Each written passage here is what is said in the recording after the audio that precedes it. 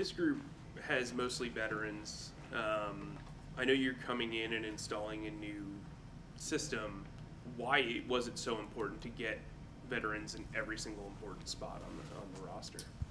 Well, there's at the end of the day, even though it's a new system for the guys here, I think there's a lot of carryover in the NFL, especially with the veteran guys, and so I don't think you could ever replicate that. And so I just think it's always better to, obviously you want to have talented players. That's always the first and foremost. But it's important to have guys that have experienced the NFL. They understand not only defensive football but offensive football. They know how to prepare. They know how to approach the game, and so we think that's a big deal. Were there specific things you did to this defense after you got here and got to know guys where it's like, okay, he's really good at this, I want to do more of that kind of thing? Yeah, I mean, that's always the focus. It's, you look at the guys you have and you try to put them in the best position to be successful. And that's why I'm such an advocate. It's not about any system. It's about, hey, you first start off with your players. What do your players do well? Fit them into that mold and play from there. How did Brian Burns look in practice yesterday, and are you preparing as though he's going to play on Sunday? He looked great, and we'll just take that day by day. Even in building chemistry, as you're going through the preseason and balancing how much you want to play your core guys together versus building that for the regular season opener, what was your approach in that strategy?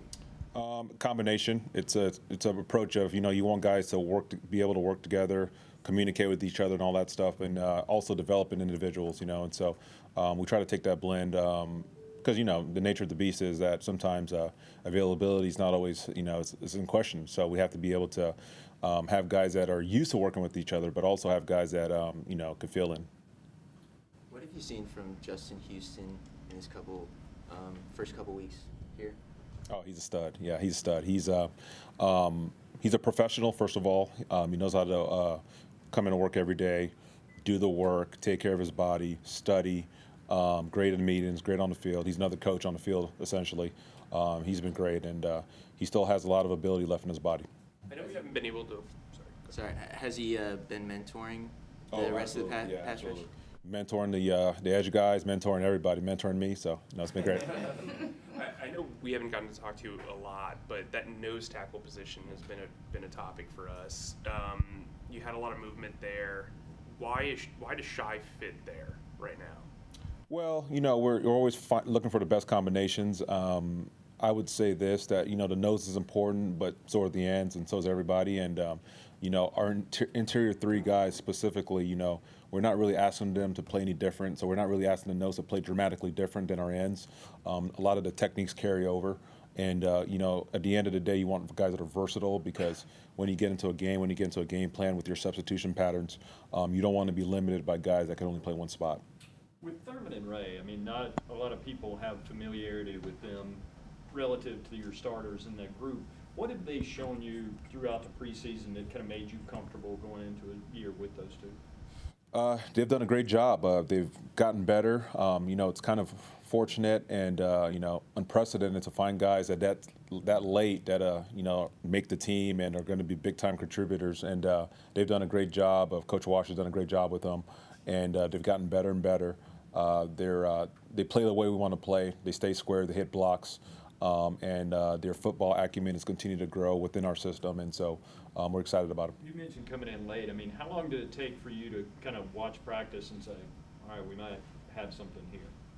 Well, I think, Scott and his staff does a great job of constantly looking at the roster and seeing where we could get better at and improve. And, and that's the NFL, right? It's like I don't think anybody could ever get comfortable. We always have to produce, myself included, on a daily basis. And I think our staff does a great job of having a good feel of the landscape of the league and where we can improve. Atlanta is expected to have a run-heavy offense. What are you seeing from them as you're looking at tape? Yeah. First of all, I think the coach is outstanding. I think they have a very challenging scheme. They got good players all over the place. Obviously, we know they're going to run the ball. Everything says that. But they've got really good skilled players, and the quarterback, I think, has done a really good job as a second-year player, continuing to grow. So it's going to be a great challenge. Their scheme kind of features like big people beat up little people sort of mindset. Yeah. But you guys also have guys with length and size and speed. Yeah. How important was that element of adding guys to the roster who had those traits? Yeah, I mean, we're there's certain prototypes that we're looking for at each position, and I think again, like compliment Scott and all those guys, they've done a great job of addressing a lot of those deals, and we feel good about our roster. We feel good about our players, and we can't wait to get started with them.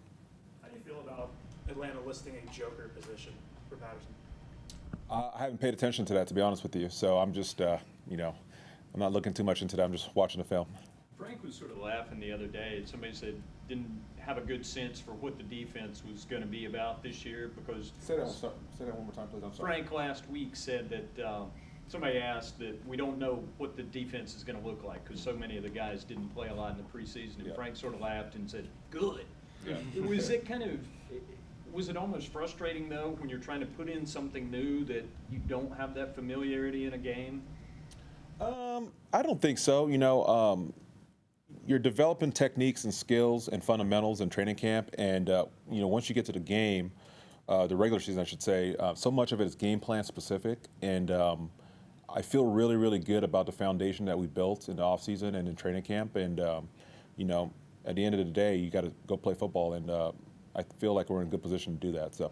How much of that was also trying to have the element of surprise when you're going against your opposition, especially opening with two division opponents?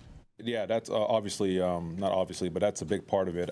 I think, we're really in the evaluation mode when we're in training camp and in the preseason games, and so we're not I'm not that focused in on scheme. I know Coach Frank is the same way, and we're really about evaluating our player and our roster and seeing where we're good, where we need to improve.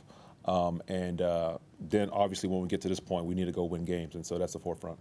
What's it meant adding Justin Houston to that group, having that veteran guy out there who's done it? Oh, great. I mean, it's when you have a guy like that, it's so much more powerful than a coach because he's done it for such a long time. He's done it at such a high level, and when you have a guy that can give young guys Etor and DJ some coaching points, some tidbits, that goes along a lot farther, I should say. Speaking of Patterson, how difficult is that to game plan for? I mean, just a guy that can do so many things. Yeah, I mean, they got a couple of them. Patterson, the young kid from young man, I should say, from Texas. Algiers a really good back. They got good receivers. Pitts fits in a bunch of different molds, and so they've got a bunch of guys that can do a lot of different things. So it's going to be a good challenge. Last year, you got a lot out of your inside linebackers, particularly Alex Singleton. Mm-hmm. Why do you think that they fit so well? I know you don't want to talk about scheme, but into your evaluation process and what Pete's able to get out of them. Well, yeah, Pete's phenomenal. He's a great teacher. He really understands that position and how to teach it, and he did a great job last year, obviously. And we were very fortunate to be able to come here and adopt a new group that is they've been very, very productive, and they've done a great job. And especially with Shaq, and even to a certain extent with Oos.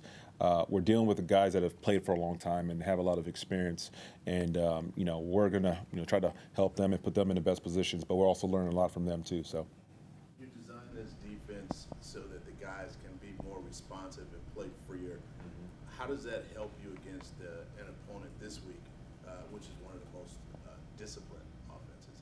yeah, no, it's helpful because they have way more experience with playing against the Falcons than I do. I haven't played against them in a couple of years, and haven't played against them since Arthur Smith has been here. So it's been good to get their feedback, and a lot of the barriers that you break down when you don't really know an opponent in terms of like what routes guys like to run, how do certain guys block and stuff like that. These guys have a lot of knowledge on that, so it's been good.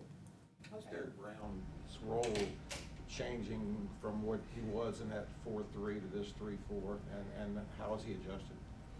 Oh, Derrick's done a great job. He's playing at a high level right now. We're excited to see what he's going to do this year, and he's a talented player. I mean, there's no doubt about that. And we're not going to ask him to do anything different really than what he's been in the past. It's different position names, but a lot of the same in terms of the techniques they're playing. The push he gets, so that because he got that even when he was playing in the 4-3, and everybody said he's not getting sacks, but Yeah. the fact he's getting that push is going to free up, I guess, your end. So I mean, how big of a value is that? Oh yeah, no, we need to get rush from everywhere, and part of that is pocket push, getting your hands up, batted balls, all those things, and so it's really important. Real good. All right, thank you all. Thank you, Coach.